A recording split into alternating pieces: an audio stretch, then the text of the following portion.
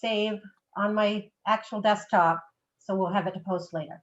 But anyway, we'll get started. Thank you again, Peter and Chris, for joining us, and we'll hand it over to you to talk about the COBRA subsidy and employer tax credits. Thanks so much, Lucy, and it's great to see everyone. Happy spring. I hope you're all keeping your heads above water during the budget season, and for many of you, bargaining season too. I know that's going well in a lot of places. So I just want to say before we get rolling, I know how crazy it's been this year, but also right now. And so thanks for all the work you're doing on behalf of the school systems and across the state. So Chris and I wanted just to try to chat about a couple recent changes coming out of Washington, COBRA, and everyone's favorite law, the FFCRA. So Chris, I'm going to kick it to you to go over the summary of what everyone needs to know about COBRA, and then he will answer any questions about COBRA, and then we'll turn it over to FFCRA and try to at least identify the questions that we need answers to under that law. Great, thanks, Pete, and thanks for having me here today. I haven't worked with MeASBO in a while. I think when I started practicing as an attorney a couple of years later, the Affordable Care Act was passed, and it seemed like I was, working with MeASBO, appearing, every year or maybe a couple times a year to talk about the, ACA, Cadillac tax, and things like that. So I haven't had the good opportunity or the good fortune to be back lately, but it's great to be back, and I appreciate you guys asking us. We're always happy to try to help shed light on whatever laws are passed that affect school business officials. As Pete says, today we are going to talk about the new COBRA subsidy, and then the optional emergency paid sick leave. We don't have a bunch of guidance yet on the law, but we have enough. Hopefully we can help you guys make some good informed decisions and kind of proceed within the best thinking, surrounding the law and the information that we do have. With that said, feel free to shoot your questions. I'm going to try to go through. Yesterday, I believe you got an email of a couple alerts that we had previously done. There's a COBRA subsidy alert and also a paid sick and family leave alert. So I think you have that. If you have that email, you might want to open it up. It might help follow you along. If you don't, you can send us an email afterwards and we can certainly forward it to you. But I will start with the subsidy. And like I said, feel free to shoot any questions. As kind of described in the alert, this new subsidy is a part of the American Rescue Plan, which was passed March 11th. The COBRA subsidy, it's interesting. It kind of builds off of, if you remember back in 2009, if you were working in the business office or HR back in 2009, in the wake of the financial collapse, Congress passed a similar law. There was a COBRA subsidy. It was a 65% subsidy back in 2009. But it was somewhat similar to the law now. So that actually helps us because we can look to some of the guidance from the old law while we wait for guidance regarding this new law. But this new law, it's part of ARPA.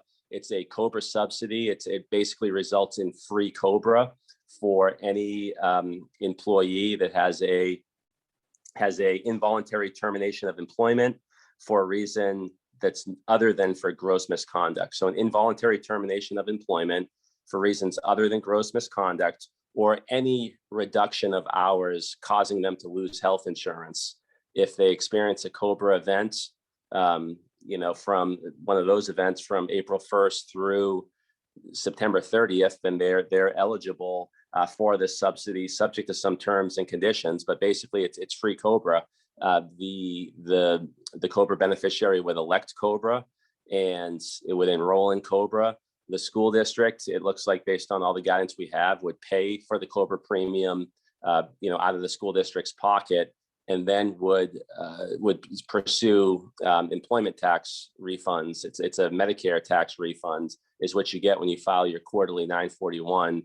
It's dollar for dollar for the full amount of the COBRA premium that you paid. You'll get the money back when you file your quarterly employment tax. If that's not good, if you need the money ahead of time, there is an option to apply in advance for the subsidy. It's a form 7200-7200. You can apply in advance for the form, but I have a feeling that most school districts will just seek the refund on their employment tax returns. It's interesting. There are some nooks and crannies with this law. And like I said, it's for any, involuntary termination of employment or any reduction of hours, even if it's voluntary, that causes a loss of health insurance. So that basically any event that causes the employee to lose health insurance, other than the employee just saying, I voluntarily terminate, I quit, I resign. If they voluntarily come to you and resign, then, that there's just no COBRA subsidy. But anything else, they were not doing too well. They were, they were discussed maybe not being renewed or something like that. And there was some type of adverse action that resulted in them basically resigning. Then that's probably not a, voluntary termination of employment. Stated another way, that's probably qualifies them for the subsidy. Pete. Chris, quick question. What about a superintendent's decision not to rehire? So with probationary teachers, for example, by May 14th, you'd have to provide notice to the teacher that they're not going to be getting a new contract next year. Is that a termination? Because technically it's just allowing the current contract to fizzle out. Yeah, I would say that that's an involuntary termination of employment that triggers eligibility for the subsidy. I saw another question. Someone said, well, does it have to be related to COVID? Not for this. This is a very generous COBRA premium subsidy. Basically applies to any termination or reduction of hours other than the employee just saying, bye-bye, I voluntarily leave. I just don't want to work here anymore. That type of voluntary resignation, they don't get the subsidy. But basically it's everything else that triggers a loss of coverage, triggers the subsidy. I have one more question here. How long do we have to pay the COBRA? Well, what you have, and we'll get into this in a second, but they're eligible as of April 1st under the law. You have until May 31st to send them the COBRA notice. So they're eligible as of April 1st. You should send the COBRA notice. I mean, if someone leaves tomorrow, you should send them the COBRA notice. It's a new modified COBRA notice on the DOL's website. I'll also email a link to the notices, maybe to Andrea, and she can forward it to the group. But there's new DOL notices. You technically have until May 31st to send the notice, but you want to send it as quick as possible. They have 60 days to elect COBRA coverage. If they do elect it, they can make it retroactive to April 1st if they want to, or they have the option to make it just prospective. I imagine because they're not paying anything for it, they would elect to make it retroactive to April 1st, but who knows? Is the employee paid? Or I can't see the full question there. It's cut off on my device. Did you see the latest question, Pete? I got it here, Chris. It's is the employee paid or employer paid? Or is this employee paid or employer paid COBRA? It's the employer is responsible to pay the COBRA premium 100% upfront, and then the employer seeks a refund from the IRS for the full amount that the employer pays, and you seek a refund on your quarterly 941. It's a credit against the employer share of Medicare, but that's a detail that's a little confusing. The bottom line is, even if you only had $2 of employer Medicare that you paid for the quarter, and there was $10,000 of COBRA premiums that you need to apply for a refund for, even though you only pay $2 of Medicare, you just get a refund on your 941. You'd say, I paid $2 in Medicare, $10,000 worth of COBRA premiums. Please, send me a refund for $9,998, and you would get it. But there's some good here, Chris. So if someone wasn't eligible for FMLA but was out past their paid leave, so they've exhausted off all contract leave and other state federal leave, but they're planning to return to work, would they qualify in the meantime? So they've exhausted their so they were out on FMLA. They were, something happened and they had to stop working. So they get their FMLA leave, and now it's the end of the FMLA leave, and they just still can't go back. And so they're kind of maybe waiting on an ADA leave as a reasonable accommodation. And I know some districts in that context, when all contract leave, all FMLA is used up, they will maintain the employee's ability to access insurance, but kick the 100% of the cost of the premium over to the employee. So it's an unpaid leave, but it's all the insurance is on them. That's one scenario. In other situations, I know districts continue to pay their share of insurance during that unpaid leave. And then one of the other variables in this question, I think, is if someone is never coming back, then they're probably not on a leave at all. They're probably being told that we can't accommodate because you're really looking for indefinite leave, and that's not an accommodation. And so you're resigning and you're off payroll and you're off our books entirely. Yeah, I'll address that scenario. That one's, I think, is the hardest. The first one, where basically they're on an ADA, FMLA expired, they're on some type of ADA accommodation. They want to come back, but they can't. I would probably, it's basically, it's unclear, I would say, but my recommendation would be to make them eligible for the COBRA premium subsidy under a couple different theories. I mean, one, there really hasn't been an employer termination. The employer hasn't really done anything. And also, you could also argue that it's a voluntary reduction of hours that triggers the COBRA premium subsidy. Remember, you're eligible for the premium subsidy for any involuntary termination of employment that's not gross misconduct, or any reduction of hours, even if it's a voluntary reduction of hours that causes you to lose health insurance coverage under the district's package, then that is a voluntary reduction of hours that is okay, that does trigger the premium subsidy based on the guidance we have. So I would say send them the notice and make them eligible for the premium subsidy. That seems to be the safest course. The last one was a little bit more difficult. It's is that terminate? Basically, we can't accommodate you. I'm sorry, we're letting you go. That sounds to me more like an involuntary termination of employment that I would probably offer the subsidy for, unless we got real clear guidance, because it sounds like it's the employer that's really making a decision. The employee is not really leaving voluntarily, I would argue. The employee wants to stay, but the employer says, due to circumstances, we can't keep you anymore. We have to let you go. Just before we get too far down, and I'm happy to keep hitting the questions, but I do want to point out one big exclusion from the law is the employee or any of the dependent spouses are no longer eligible for this premium subsidy once they're eligible for coverage under another employer's group health plan or Medicare.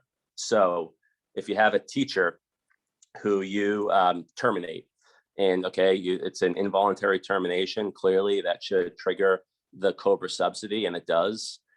If they can get coverage through their spouse's employer's plan, then they are not eligible for the subsidy. If they go get 2 months, they're out of work, they get the COBRA premium subsidy, and then 2 months later, they get a new job, they have coverage under another employer's group health plan, they are no longer eligible for the subsidy. And how are you ever going to know that? Well, when you, let's say, fire the teacher, you send them the COBRA notice, and the teacher or the employee also under the law has an affirmative one. It's going to say right in the notice, I hereby certify that I don't have coverage available under another employer's group health plan. So to enroll in the premium subsidy, they're going to have to certify that they don't have coverage available. So that's one. Two, what if they enroll and then they have no coverage available, they start getting the premium subsidy, but then 2 months later they get a new job and there is coverage available, they're no longer eligible for the subsidy. They have an affirmative obligation to notify their old employer of the new coverage becoming available. So it's like a $250 a day penalty for any day that they don't notify. So they have an obligation to notify you that the coverage is available. So that's how that's supposed to be regulated. Is there another question there, Pete and Joya? Yeah, I see a couple questions. One from Adam about individuals that were let go, involuntary job loss prior to April 1. There are a couple in his school unit. And so do you need to start paying COBRA as of April 1 for them? Yep. And so this is the second bite of the apple issue. So we've discussed basically how to handle terminations that happen, on or after April 1 of 2021. What about people who were terminated before April 1? There's a second bite of the apple provision where, in addition to terminations that happen after April 1, this subsidy is also available to any employee or qualified, dependents, spouses who could have had COBRA as of April 1st, 2021. So it was a termination before April 1st, 2021, but they could have had COBRA, but either didn't elect, that didn't elect the coverage or elected the coverage, but let it lapse. And so if you had a employee who terminated back in May 1st, 2020, but they didn't elect COBRA coverage, you have to send a notice to any employee that isn't currently on COBRA as of April 1st, 2021, or a former employee that isn't on COBRA as of April 1st, 2021. You have to go back into your records and see if there's a former employee that could have been on COBRA as of April 1st, 2021, but isn't, either because they didn't elect coverage or because they elected it, but maybe they dropped it 3 months later, they got a new job or whatever, they just couldn't afford the premiums. If they could have been on COBRA as of April 1st, 2021, you have to go back through your records and send notices. It's a second bite at the apple notice that the DOL has issued. And what this really means is that you have to go back. Your typical COBRA period is 18 months. And so what this means is you need to go back and look at all of your people that became eligible for COBRA on or after November 1st, 2019. You have to look. And if they're, still on COBRA, so for example, if in January 1st, 2020, there was an employee who was, terminated and who, elected COBRA, you have to go back, and that person would need to get one of these modified notices that informs them of the premium.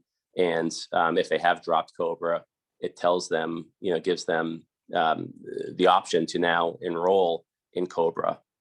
And so you really have to go back through your records. Any COBRA qualifying events that would trigger COBRA on or after November 1st, 2019, you have to look. If they're on COBRA, it could be that they elected it and 18 months later or 16 months later or 12 months later, they're still on COBRA. They get a notice that tells them that, their premium is going to be zero. They're not going to be responsible for the premium as of April 1st. If they were eligible way back then, but just didn't elect it or dropped it, they still get a notice, and it gives them a second bite at the apple. And so again, in that printout, there's an example where there was a, involuntary termination of employment. I think I said on May 1st, 2020. So May 1st, 2020, that's, about, 11 months prior to the April 1st, 2021 start of this subsidy period. So if they were terminated COBRA event May 20th, May 1st, 2020, you have to go back and you have to, if they are not on COBRA, maybe they, just never elected COBRA, you have to send them this second bite at the apple notice saying you were terminated.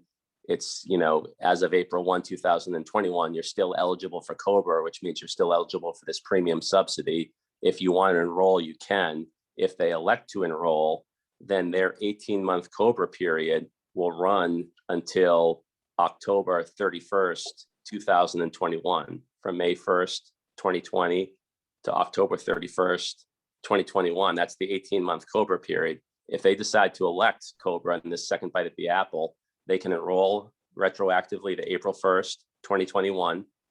They would get, free COBRA until September 2021.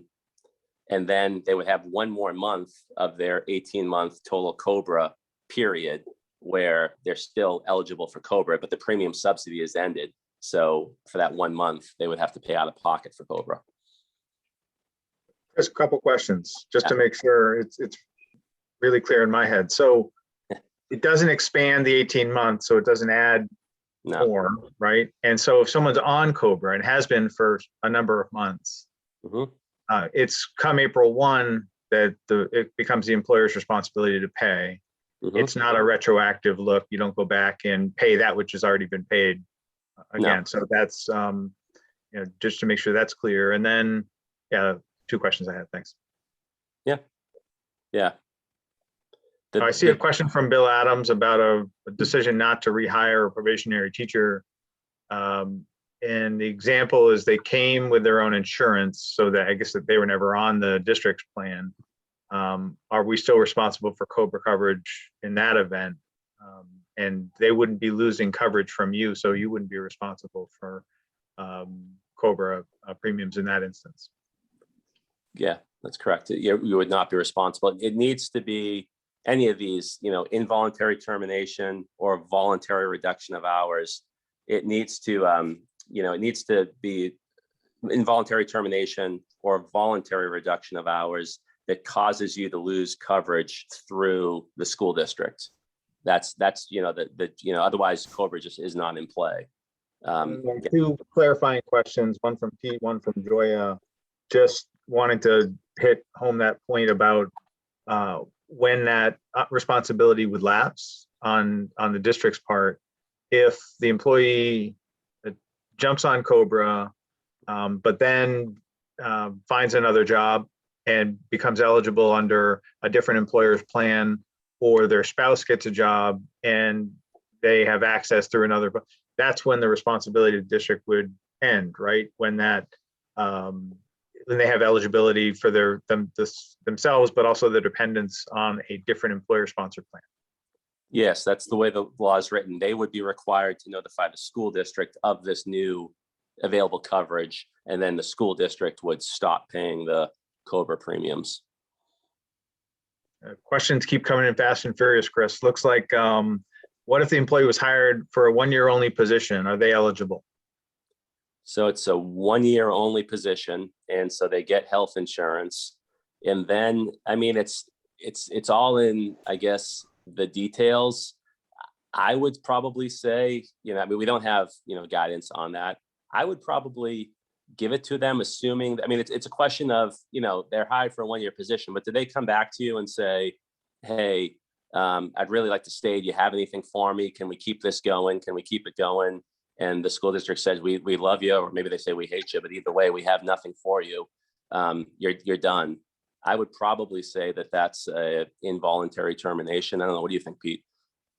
I think if everyone's looking at it through the same lens at the outset, that this is a position that is only available until X date, and you're applying for that position only to that date, and the contract makes clear that it's a position that's only available to that date, and there's no employment right that extends beyond that window. To me, it's pretty clear that that's just the deal. Everyone anticipated that it would end on that date. I have a hard time seeing that that's the employer making a decision as that date approaches to say, look, we've decided that we're not, the decision was made before the person ever even sort of signed on about that. So it doesn't feel like an involuntary termination. It seems like everyone understood that that was the arrangement. Yeah, and that's why I say the devil's in the details. I mean, if it's so, and I don't do enough of these type of employment agreements, but I just wonder if it's, there might be a difference in my mind if it's a 1-year position, but then there's no guarantees, but it's this is a 1-year thing. We're going to try it out, but it would be great to kind of keep you around, keep you going. And the employee's like, okay, yeah, I really want to stay here. And then it gets to the end of the 1 year, and the school says, well, look at, we told you it was only guaranteed for 1 year. We told you that we would try to have an opening for you, but we just don't. I wonder if that's a different situation than, if it's clearly just a 1 year, this is a grant position, it's happening for 1 year, it's going away, forget about it. Then maybe, that might help too. I mean, the bottom line is we just don't know. I mean, that's a really, really close one, I guess. And it really, I guess, depends on the details. I guess I would agree with you, Pete. Certainly, if it was clearly understood and there was no, what do you think if there was like an informal kind of understanding that it's 1 year, but, we want to keep it longer, but we can only guarantee you one, but we'll do everything we can, if the budget, passes. Yeah, we'll revisit this in April or something to that effect. I mean, that obviously moves it closer to, just not being quite as clear about that terminal date. And Yeah. I think that's probably worth the time you want to call, not me, but Chris, to analyze that one. Yeah. So Carolyn asked a question. It's straight up tax, Chris. So I'm going to let you run with it. But can we reduce the amount of Medicare that we pay to the IRS so that there would not be a refund when we file the 941? I haven't seen that. What I've seen is you can apply in advance there's an advance credit on Form 7200. I'll look real quick, but I know what you're getting at, because under the old Family First Coronavirus, that's what they said to do. I haven't seen that yet, but I'll pull that up and I'll shoot an email, but I haven't seen that option yet. But you could apply in advance on the 7200. Another one. Andrea is asking, all right, so if the probationary teacher is told that they may be pursuing other career opportunities, but then choose to resign instead, is that person eligible? They're told so the school has told someone to pursue other career opportunities? Yeah, they've been told that it's not going to work out here in RSU 2000. And the employee, so that they don't have to check the I was non-renewed box on the next application, they then say, maybe it's in my interest to resign. Yeah, I'd say that one is involuntary. It sounds like they're being shown the door to me. So Chris, can I just pop in? This person was also offered an ed tech position. So they would not be renewed or offered, however Peter so politely phrased. But they that were we would invited to pursue other career opportunities. There you go. Within the district, they were offered a position. But it was like a demotion. The person originally was like a teacher or administrator or something.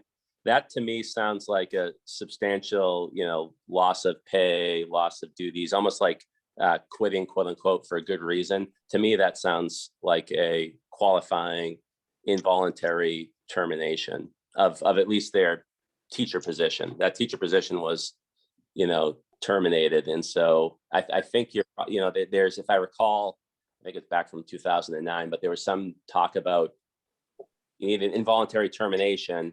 It cannot be just a voluntary I quit, but if you quit for a good reason, like the employer has, done you wrong, has really reduced your pay, has, substantially diminished your responsibilities and stuff like that, that's not really voluntary. So I think that one is probably okay as involuntary.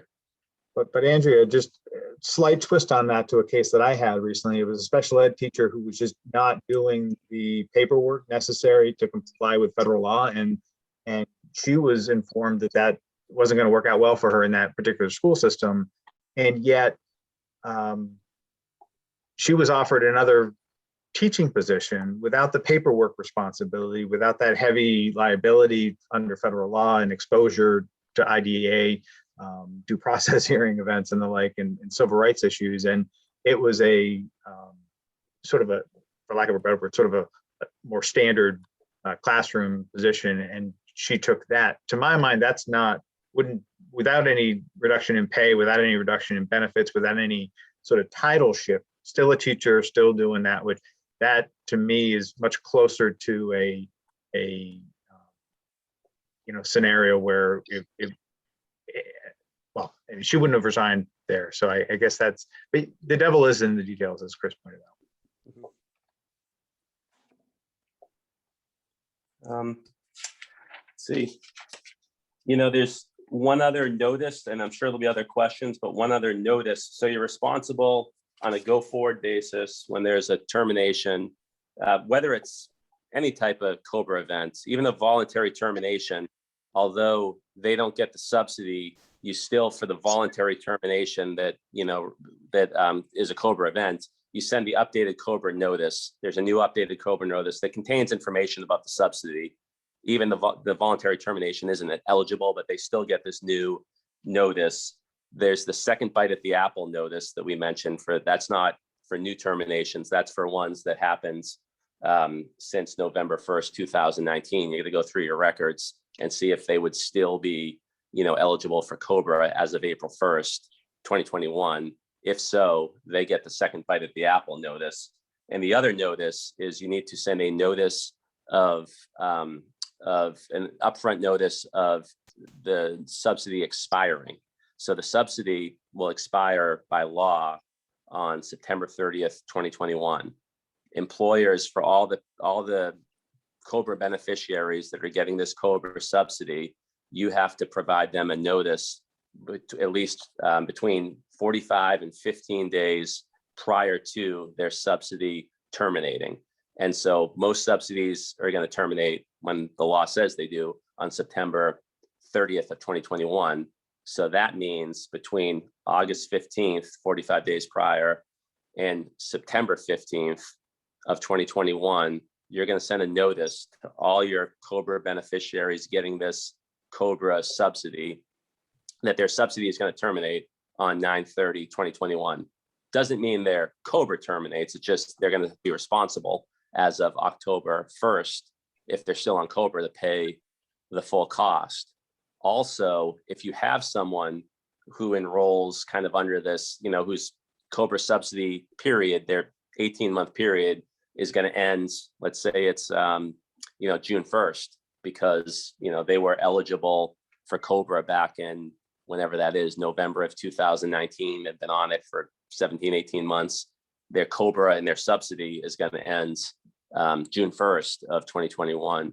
You would want to send them a notice saying, hey, your subsidy is about to end. There's a DOL model notice, and you'd send it by 15 days prior to June 1. So I guess that's, May 16th or so of 2021. You'd want to send them the notice. So you have to send them a notice of subsidy ending. So you really need, for your COBRA beneficiaries, you really need almost like a spreadsheet. Like, I hate to say it, but you need to, you need to track it. And that to me is the worst part of this. It's not going to cost you as a school district anything because it's a dollar for dollar tax credit, but you certainly have some more work to do in all your free time. Another question here, Chris. So if several staff members resigned in September, are they eligible? And then relatedly, if they didn't resign, but they took a year off, year of absence out of fear due to COVID back in September, are they going to be eligible?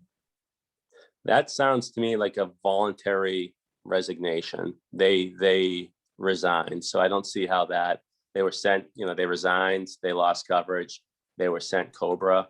But that to me sounds like a voluntary resignation. I mean, there's nothing in the law that says a voluntary resignation because of, fear of COVID or whatever qualifies. So it sounds to me like a voluntary resignation. How about you, Pete?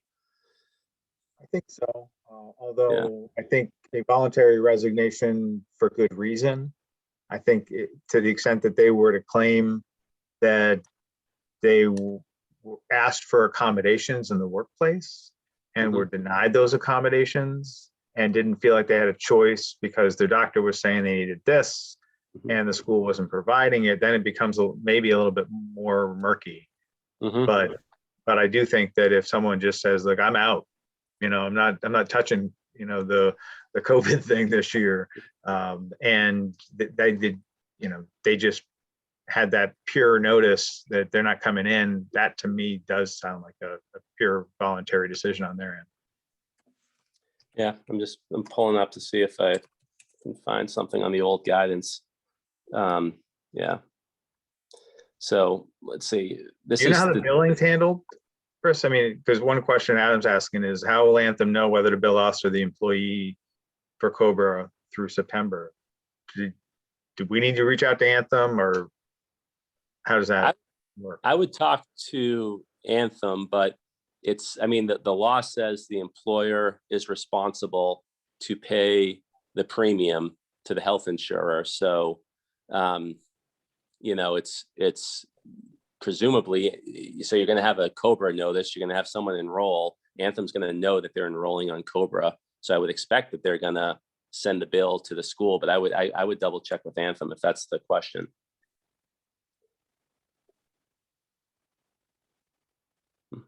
You know, here's a, Pete, getting back to this good reason thing, I'm looking at old IRS guidance from the 2009, you know, from the 2009 law. And so it says, in addition, and this is, again, is, you know, what's an involuntary termination? An employee initiated termination of employment is an involuntary termination from employment for the subsidy if the termination from employment constitutes a termination for good reason due to the employer action that causes a material negative change in the environment relationship for the employee. And so so getting back to the ed tech demotion, I think that that's involuntary termination that, you know, results in COBRA subsidy. But, you know, it's a close call on some of the other facts we've talked about.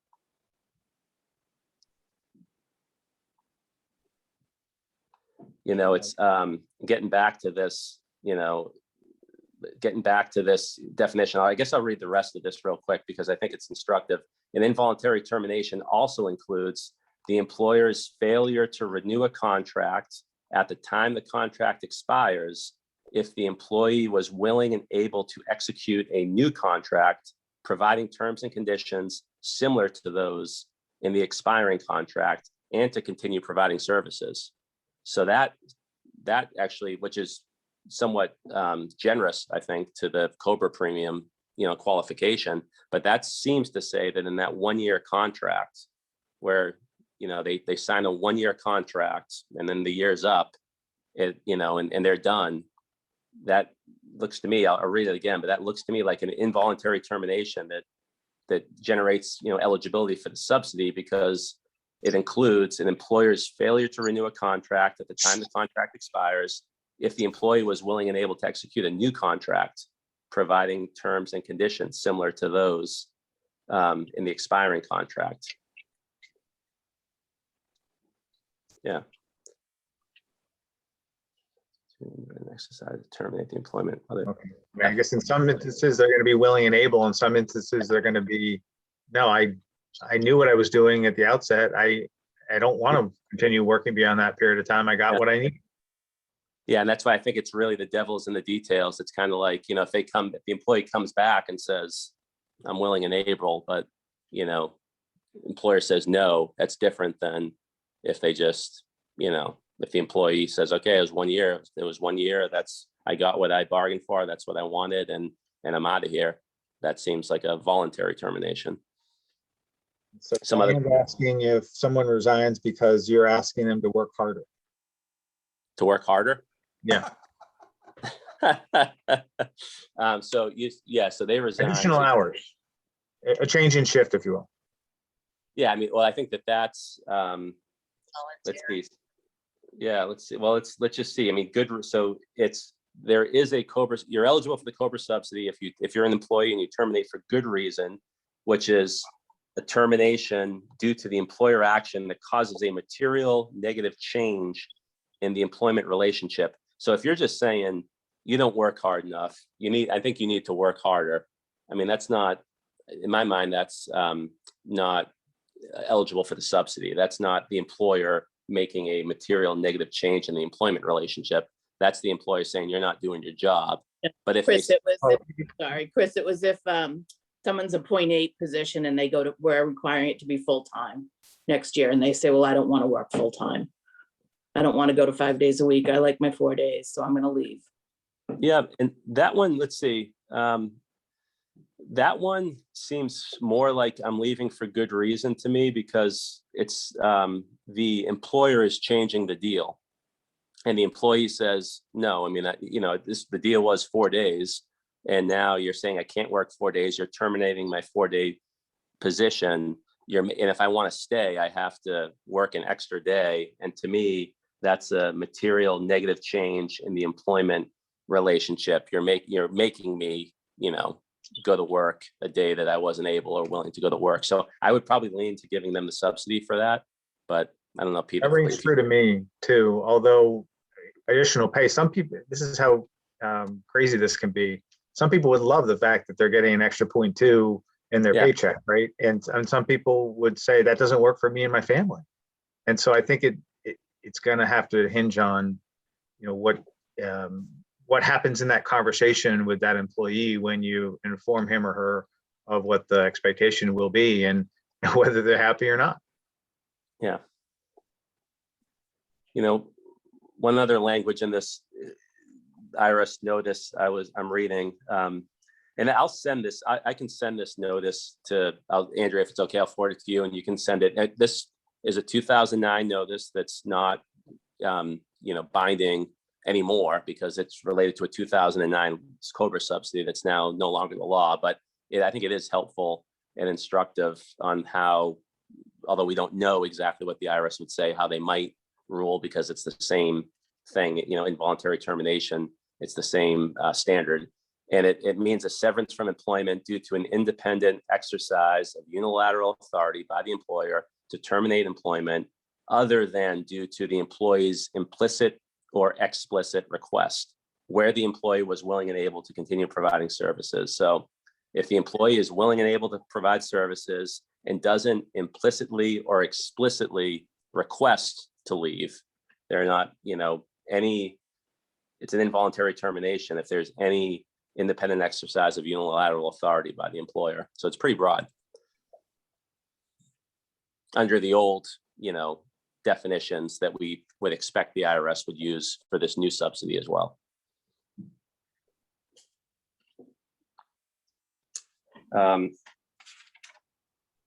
Yeah, so that's what I had.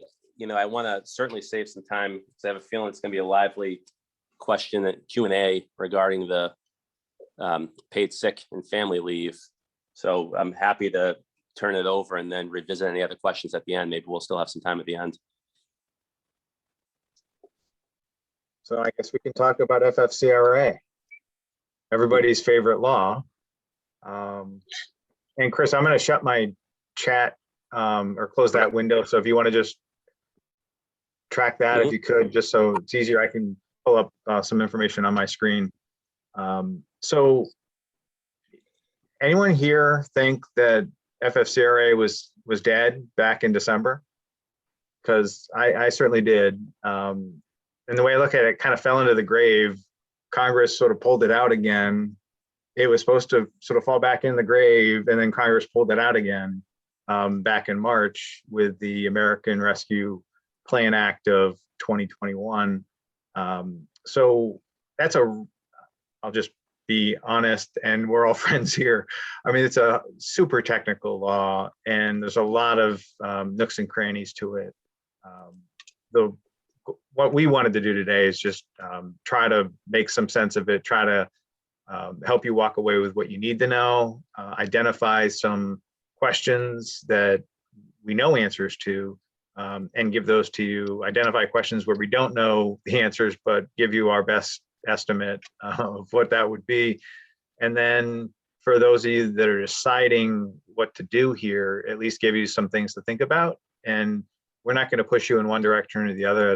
We don't believe that's our role, but we do think giving you information so that you and your school districts can make the decision on your own makes really good sense. So, in a nutshell, FFCRA, big takeaway point number one is this is involuntary. So if you are not now offering FFCRA leave because you let it fall into the grave back in December, then you do not need to do this. You do not need to offer everything we're about to communicate to you in terms of the extension and the expansion of FFCRA. Purely voluntarily. It is not an amendment to the FFCRA in a sense. It's extending tax credits to employers that choose to offer these COVID-related benefits to their employees.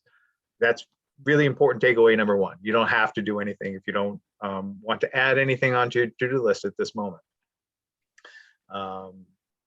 So just to back up a little, FFCRA, remember there was the big umbrella FFCRA, and under that you had emergency paid sick and emergency family medical leave, right?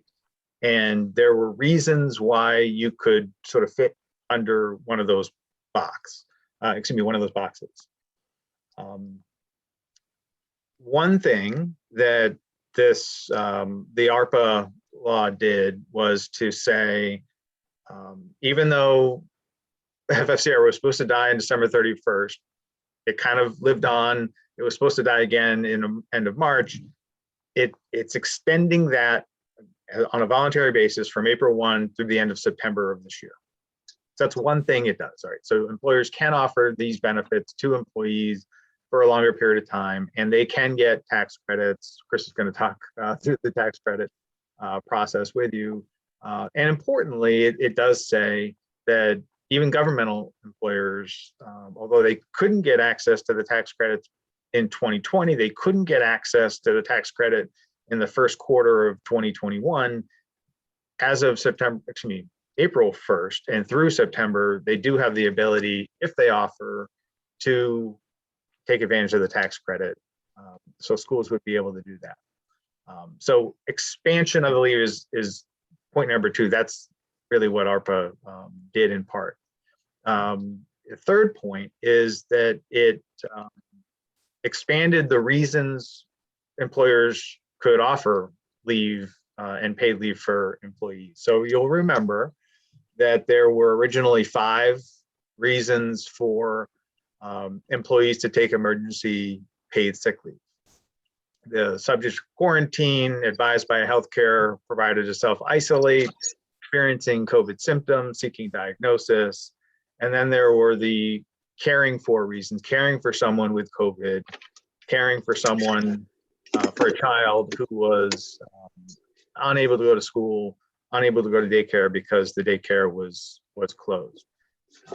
And there was a 6th reason, but it was so fuzzy and there was never any guidance that was offered to it. It was any other reason that's similar that the Department of Health and Human Services thinks fits, but that never got any traction. No guidance was ever issued on that. So essentially those were the 5 reasons that all employers were looking at to see whether individuals qualified. And under emergency family medical, there was one reason on top of all the other reasons you generally take FMLA that you could receive some paid leave at a 2/3 pay basis for the FMLA period of time. And that was to care for the child situation. So that's what FFCRA offered then.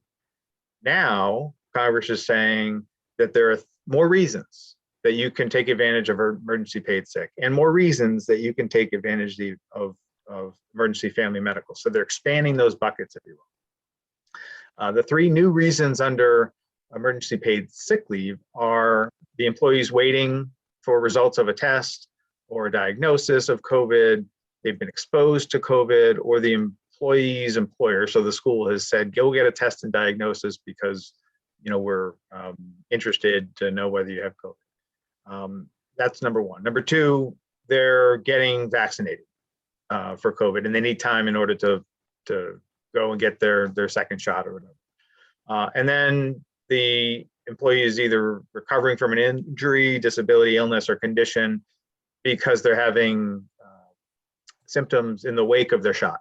And so they're ill as a consequence of getting the vaccination. So you add those 3 reasons to the 5 original, and you have what is now the new FFCRA Emergency Paid Sick Leave Act bucket. Additionally, for emergency family medical, though ARPA says that in addition to the 1 reason that FFCRA provided leave, care for a child, all the reasons that you could take emergency paid sick, they now qualify for emergency family medical, right? And so they basically just sucked in all the emergency paid sick leave, and those are new qualifying reasons for employees to take emergency family medical leave. I'm going to stop for a second and ask, did I just confuse everybody? Did I confuse myself? Because this is pretty technical. But I tried to distill it as, at least it made sense in my head. But everyone okay so far? Chris, any questions? There's a couple of questions. do we have to offer all the terms of FFCRA to get the payroll tax credit? Meaning, I think meaning both, the paid sick leave and the, paid family leave, or can you just choose one or the other? So And- here's the thing, not positive. Let's take each question in turn. Do you have to do EPSLA and emergency family medical leave? Not positive, although we think more likely than not, you can pick and choose to do one or the other or both. That we're waiting on guidance from the IRS, we're waiting on guidance from the DOL. But the way that the law is written, I've looked at dozens of employment law blogs, tax law blogs, and the general consensus among folks that do what we do is that you can probably choose to offer emergency paid sick leave or emergency family medical leave or both. And then the next question is, can you cherry pick, right? Can you say, well, we don't want to do the vaccination leave thing under emergency paid sick leave. We don't want to expand emergency paid sick so far. Can we just choose certain of those qualifying reasons and then offer those to our employees? Also not clear, waiting on DOL guidance, waiting on IRS guidance, although I do think the language in the law makes it less likely that that would be a winner. And let me just read to you what the language says in part. If an employer fails to comply with any requirement of the EPSLA or FMLEA, amounts paid by such employer with respect to such paid sick or family time shall not be taken into account as qualified sick or family leave wages. And as I mentioned in my hunt for answers on this, in the absence of any help at all from the DOL or the IRS, most people are looking at that language and saying, we don't think that seems like you can cherry pick. It seems like you've got to decide if you're going to do emergency paid sick leave, you've got to offer the sort of the panoply or the smorgasbord of options under emergency paid sick leave and emergency family medical leave. Chris, anything you want to add on that? No, I completely agree with that's my interpretation as well. That was easy. So that's the only question. We're done. Is that? Here's another good one that I've heard before. Right now there's a school district that's allowing benefits until the end of June. Do we have to extend it to the end of September? I mean, I've been around this, and Pete, jump in, but just to put in my 2 cents, again, it's unclear. I think though that there's a pretty good argument that you could do it, offer these benefits only through June, that that it's not necessarily an all or nothing, that you have to offer it through the end of September. So that's where I kind of came out, but it's not entirely clear, and we would need we'd need guidance expressly dealing with that, and there hasn't been any. But what do you think about that, Pete? I don't want to say again that it's not clear and we're waiting on any help at all from DOL and IRS, but we are, and it logically it makes sense to me. I think if you're going to decide to offer the full array of emergency paid sick leave, for example, you could do that and get a tax credit for a portion of the time. If you've decided to forego, because again, it is voluntary, if you've decided to forego the extra tax credit that you could get for employees, then I have a hard time seeing how that would run afoul of the law. But again, we're waiting on that. One thing I just want to hit on, and this is one of the most important things that I think you should all walk away with this. We're talking about deciding and voluntary and offering and the like, and just remember that when you're all dealing with union employees in your schools, almost every single one on the call, you cannot decide on your own to offer benefits to union employees. You have a collective bargaining agreement. They're the bargaining agent. You are obligated by law to talk with the agent, the union president, about the terms and conditions of employment, wages, anything dealing with wages, anything dealing with benefits and the like, that is something that you can't go it alone. And those are mandatory subjects to bargaining. And the law says that you, as an employer, cannot unilaterally change mandatory subjects to bargaining. And if you do so, you're dealing with litigation up at the labor board for the next 6 or 8 months. And so the answer here is, and we'll get to some of the considerations in the calculus as you're thinking about whether to, you're inclined to move down this path. One of the touch points, one of the bases you're going to have to hit on is, if you are willing, there has to be a conversation with the union. That does not mean that you have to have 11 meetings with the association at the table. That could mean, and a lot of you did this with when FFCRA died for the first time. A lot of you decided that you wanted to offer some, call it quarantine leave, or if there was a work-related exposure leave, and you created this sort of extra leave option for individuals for very specific reasons. And you had carve-outs, and you all did it a little differently, but hopefully what you all did was not have 30 meetings with the association on that, but went to them and said, here's an idea. What do you think? If we were to do this, would you be on board or would you not be on board? All I really need from you, we don't need an MOU, we don't need something formal, but an email from you saying that we talked about this. I gave you a chance to, answer any questions or offer any questions, and we took your input, but we went forward, and you're okay with this, and you're aware that we're doing it, and you consent to our doing it. That's really all that's needed. So it was what we called in the office kind of the drive-by discussion. You're slowing down a little bit, you're talking to the union, but you're still driving forward on that path.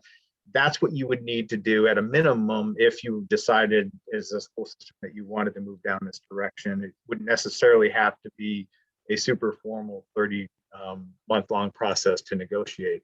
Although, because it's a mandatory subject of bargaining, they could say, we hear you. You want to offer this minimum level benefit under FFCRA. Well, we'd like to talk to you about enhancing that.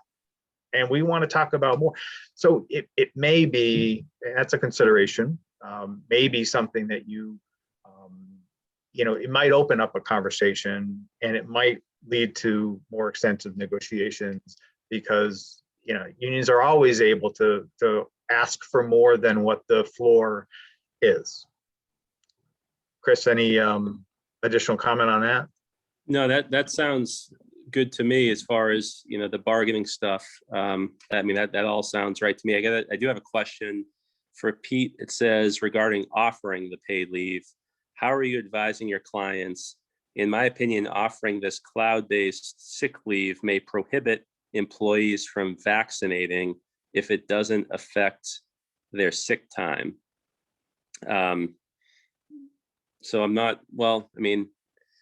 as far as, I think you covered this, Pete, as far as how we're advising clients. It's really obviously their individual decision. Obviously, it's voluntary. Have you heard any, pros, cons, other noteworthy things from school districts when they were making this determination? A little, and I'll just share what I think is actually happening. And we've hit on it a few times. You're all really busy. You're dealing with bargaining, you're dealing with budgets, you're dealing with CRF, you're dealing with grants, you're dealing with reports. And my sense, I'm not getting a lot of calls about this. My sense is that the focus is at the bargaining table, focuses on the budget, focuses on sort of getting through what you already have on your to-do list, not adding 6 more items to it. So I have had a couple conversations along the lines of what we're having here, making sure that people understand that this option is there, and then talking about the pros and cons. And I think if we want to get right into the pros and cons, I think what some folks are saying is very clear pro would be, this is one way to potentially do right by our employees, right? They have expressed, concern and family issues, and maybe it's the food service workers that may have, some kids at home, and maybe if you look at the wage scale, they're probably on the very, very lowest rung in terms of what they're paid and living paycheck to paycheck. And if they miss a day because of one of these reasons that we've outlined, that would be qualifying reasons, I mean, they're out of luck now. They've already exhausted all the leave under the contract. And so could we, as a good employer, try to help? And so that's a pro, you could. And the other pro, I think, just to hit on it and drive it home as loud and clear as we can, is there's now for schools a potential tax credit. And in the handout that we sent along that Andrea posted, I believe in the chat right at the outset, there's an example of how much money, Chris provided an example of how much money this could mean for the school system, because Chris help here, seriously help. But if you're getting the credit dollar for dollar for the amount paid to the employee up to the amount, but you also can add in the health insurance and you can add in the payroll tax as well. And so it could be for a 10-day period for someone making $5,000 during that window, it could be close to $6,000 that you can provide the benefit and you can get that reimbursement for, if you will. Mm-hmm. Correct. Good. Yeah. So those I think are two real pros. I think if we want to talk about other considerations, and again, I don't want anyone walking away from this Zoom to think that Chris and I are trying to push you one way or push you another, deter you from thinking about this, because I do think this is going to be a local decision, should be a local decision. And I know that some boards have decided they want to do right by employees, and some have said, well, we think we are already. And so we're okay with not doing more. And, with all that said, I think some things to think about, that reasons maybe why you wouldn't, if you were inclined not to. One, you're already providing benefits. Maybe you already have a COVID leave MOU that you've negotiated, thinking that FFCRA was going to live in the grave for, at the end of December. You already offered more and you spent that money there. So you may already, number one, you may already feel good about the benefit package you have. Two, you may be worried about incentivizing people to be out. You may need just humans walking around on campus. You may be worried about what it means to incentivize people to take more time, bus drivers, for example, if there's a shortage. So that's another consideration. Another one, and this is delicate, I don't want it to come across, but this is a really complicated law. And I know I recognize a lot of names, I recognize a lot of voices, I recognize a lot of faces on the screen today. We spent a lot of time on the phone this past summer.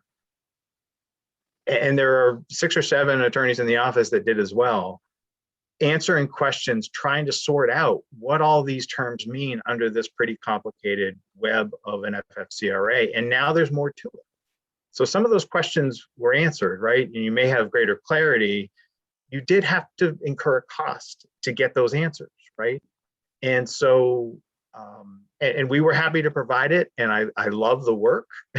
So don't get me wrong, but I'm very mindful that you are operating on a budget, and you have to be mindful of the legal expenses. And we try to be mindful of that as well at every turn.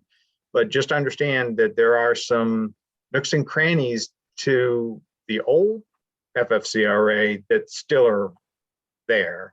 And there are some new nooks and crannies with the new FFCRA and the additional reasons. And without the guidance that, and we don't know what it's going to say when it does come out. And just think about some of the doctor's notes that you got that you didn't know how to decipher.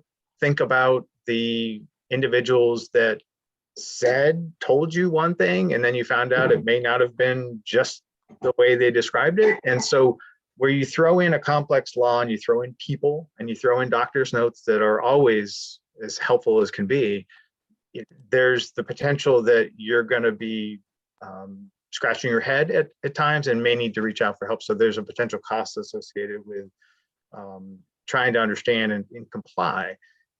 Additionally, I've touched on the fact that, you know, you can't go it alone. You need at least the minimal consent of the union to go forward.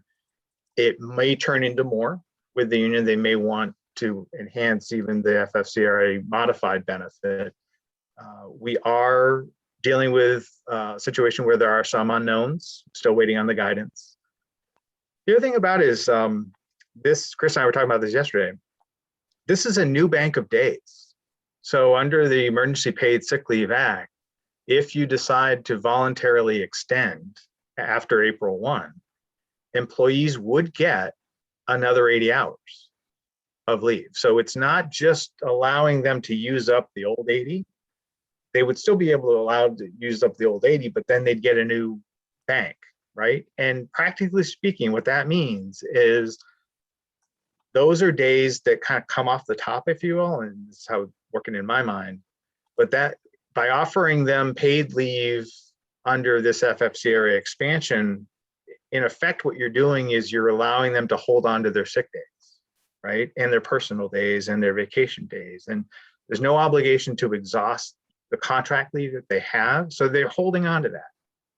And just in terms of, I mean, if you really think about it, your head's going to spin. But you know, if right now, if a employee, their per diem is say $300 a day, when you pay out a sick day, it's $300 a day, right?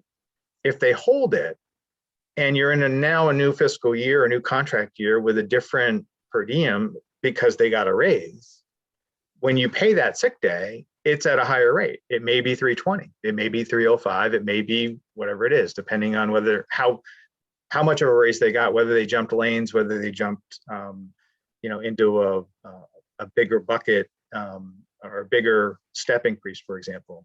And so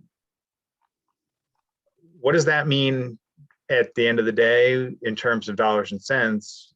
Yes, you're offering a benefit, you're getting reimbursed by the IRS, but over time it may be at least some additional expenditure on your sick leave item, possibly even retirement, right? Because if someone is able to hold on to their sick day and you have collective bargaining agreement language that says they get paid out a certain number of sick days upon retirement, you know, you may be looking, it may be having the effect of increasing those lines down the road.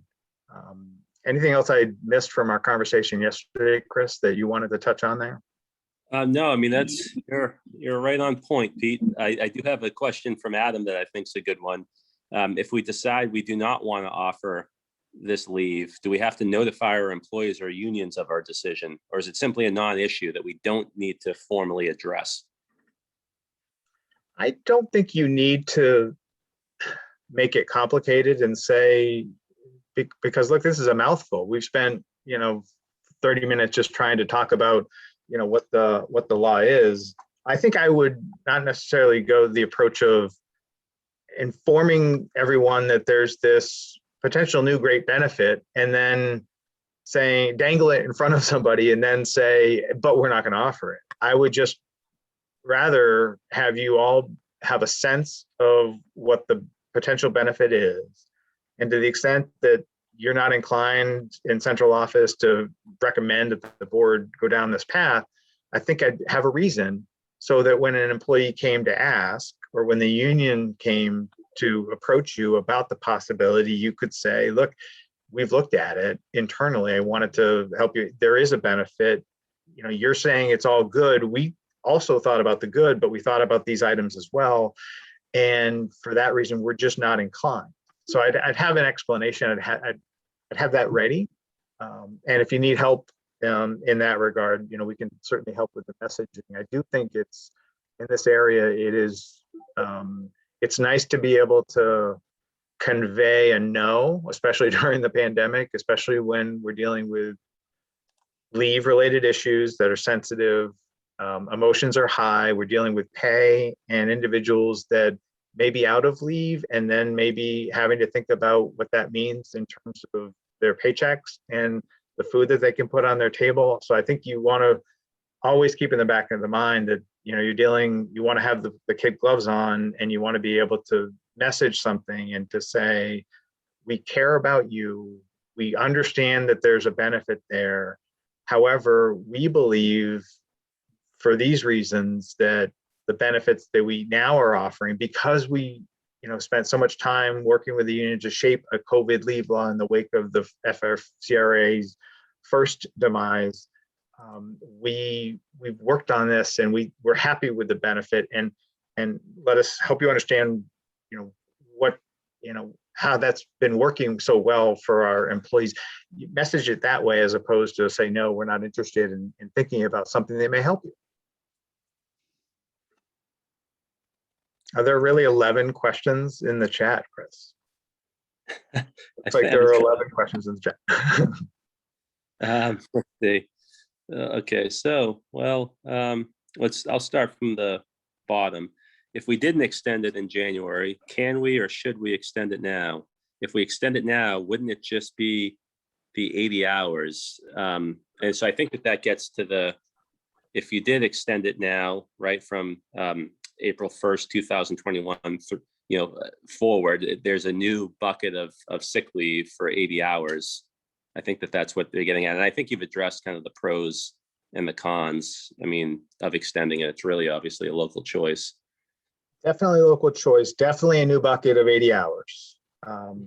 Interesting question, though. So what if someone didn't use up all their 80 in 2020? You didn't voluntarily extend in the first quarter, so January to March. But now that there's a tax credit, you're thinking, hey, we could do that. What's the answer to the question of that employee that comes to you say, well, I still have 7 hours left from 2020 that I never used before it sort of evaporated. Yeah. Did it evaporate, or does that carry over? I do not know. I don't know the answer to that. I want to say that the answer should be, you know, April 1, we're starting fresh. We're looking forward. This is a good thing. Let's just stay on it, and let's not bring up the old relive the dream from 2020. But yeah, I'm not positive on that. And I would want the IRS and DOL to answer that question.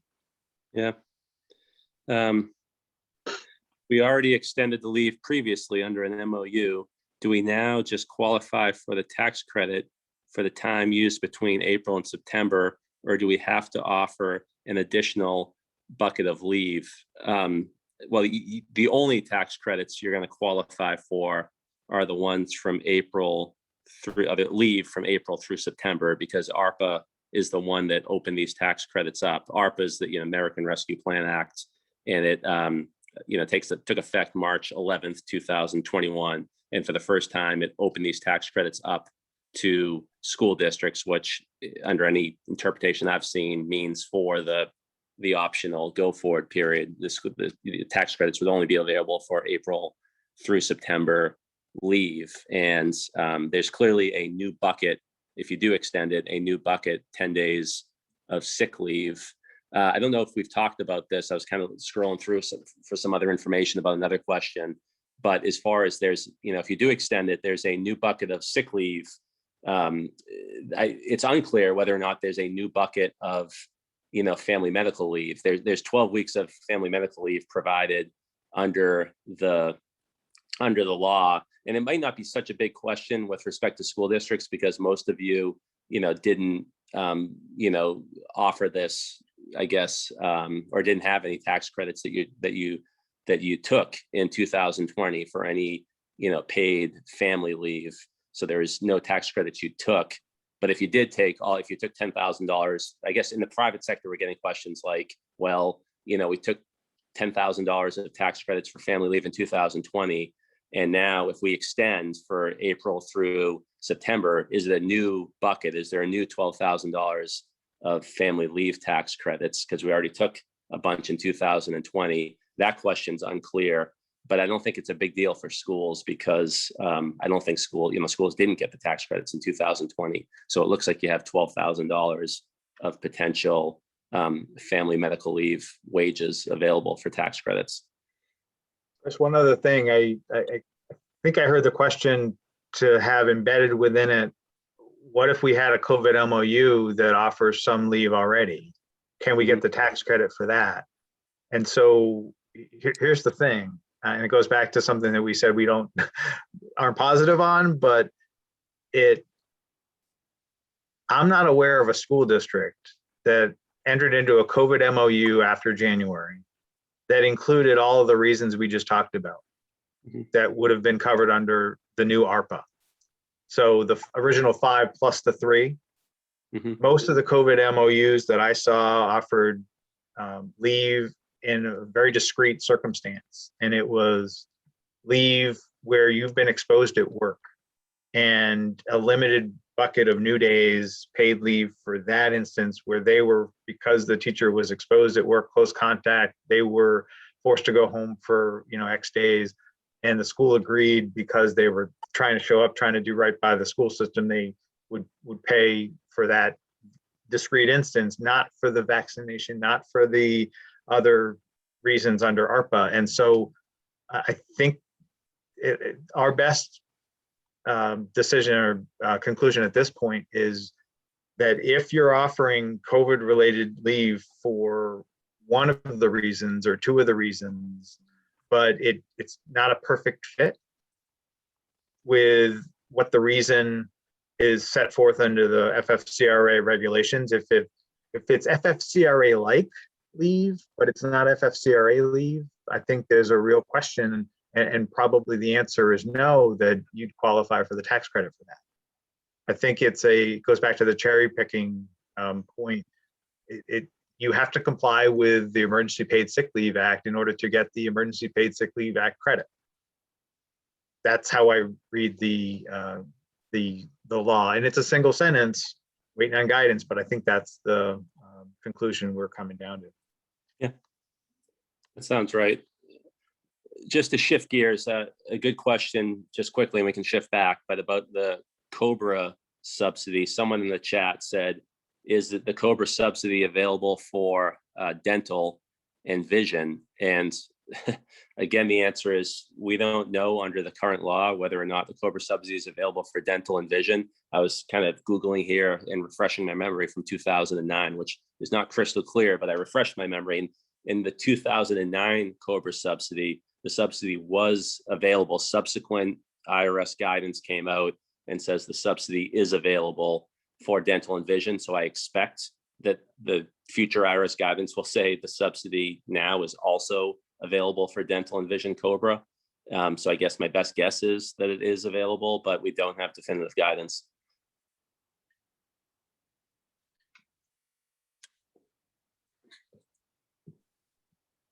Just a couple final points on family medical leave. One question we've been getting is under the ARPA emergency family medical. So remember, that's not only leave to care for a child, but it's leave to care for a child plus all the new reasons under the modified emergency paid sick leave. Is that a new 12 weeks? Or is that allowing an individual to take leave for that expanded set of qualifying reasons for their standard 12-week window to the extent they have any left?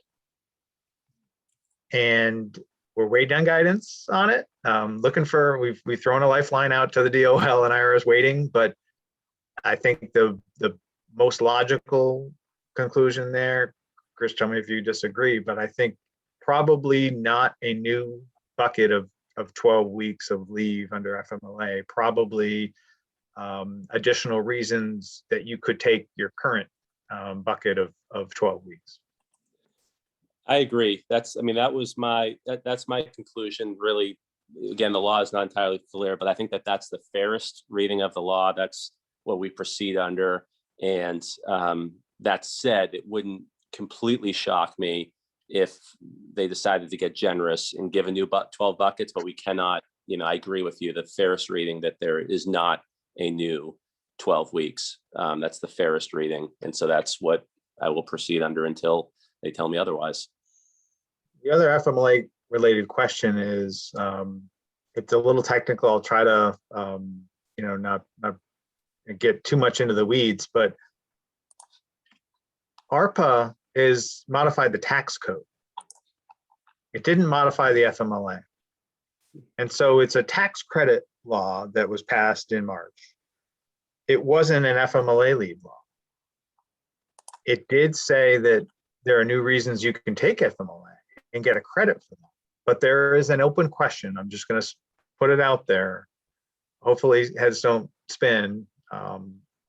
But there's an open question as to whether you can take a charge FMLA, the 12 weeks, for the new emergency family medical leave reasons. The risk of doing that, right, is someone could say, well, wait a minute, this is just a tax credit law. It didn't modify the FMLA. I wanted the leave, but I didn't. I need the 12 weeks of FMLA for my cancer treatment. You've designated the leave to care for a child, the leave for the vaccination as FMLA leave. That exhausted my FMLA, or used up some of my FMLA leave, charged it. And therefore I don't have enough left for later. I mean, we do think and again, looking at hunting for answers and advice on this, we do think most likely you can charge, the new qualifying reasons against the current FMLA, but it's not super clear in the law. And there is a risk that the DOL could say you shouldn't have designated those new reasons as standard FMLA, and that the employee then has additional time later. So it may involve down the road some retroactive undesignating and providing leave to additional FMLA. So I know that's technical, I'm sorry, but I just wanted to, I didn't want to leave this meeting without at least flagging that as a potential pitfall. And if you want to put it in the column of things to think about, things to, as you're running the calculus of what you want to do here, I do think there's a potential risk there. And as soon as we get any guidance on that, we're going to get it out to you. Quick one, Pete, and I feel like I forget the answer to this. For support staff, is it 80 hours or their 2-week equivalent? And I think the answer is it's 10 days, so it would be their 2-week equivalent, but I forget that. Do you remember that off the top of your head? Yes, it is not 80 hours for everyone. It's 80 hours for full-time employees, and the FFCRA defined that as 40 hours or more, as I recall. And although, because I thought FFCRA died back in December, I put my FFCRA guidance away and I hadn't looked at it in a while. But no, so part-time employees, you get a reduced benefit. It's what they would. It's the leave that they would get if based on their regular schedule, essentially. Yeah. Mm-hmm.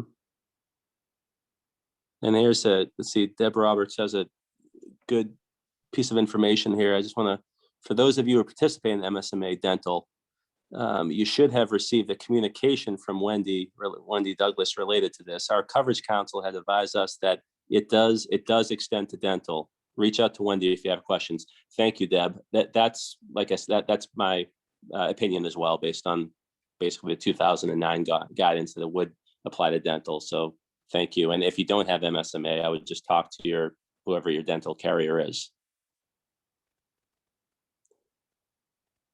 And then there's Sandy saying RSU 57 received communication from Delta Dental about COBRA. So I imagine, Sandy, they probably said the same thing. So, Chris, I didn't have any more, and I'm reluctant to offer any more because I think maybe we have gotten people mad at us by getting so you're talking about something that is as technical and complicated as this. But are there other questions that you have?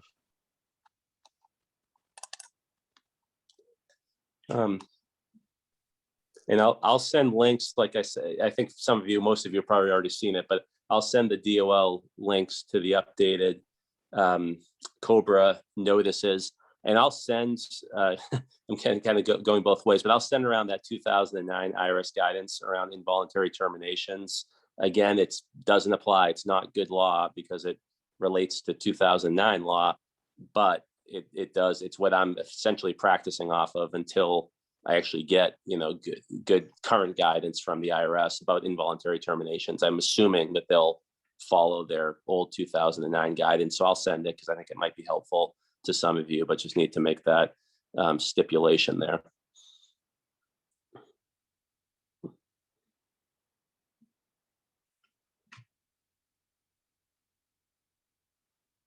It's also great coffee table reading, right, Chris? What's that? It's also great coffee table reading, right? Oh, yes. Oh, yeah. Yeah. Hey, bedtime reading, maybe to put you to sleep, but.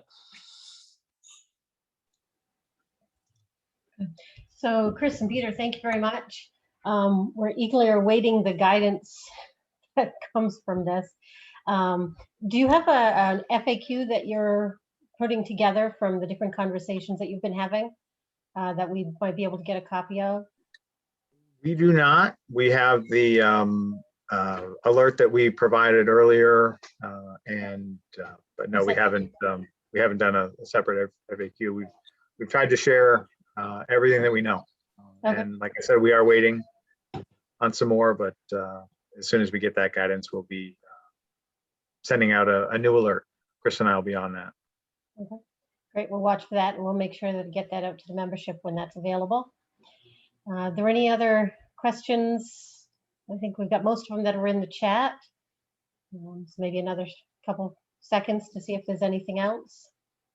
I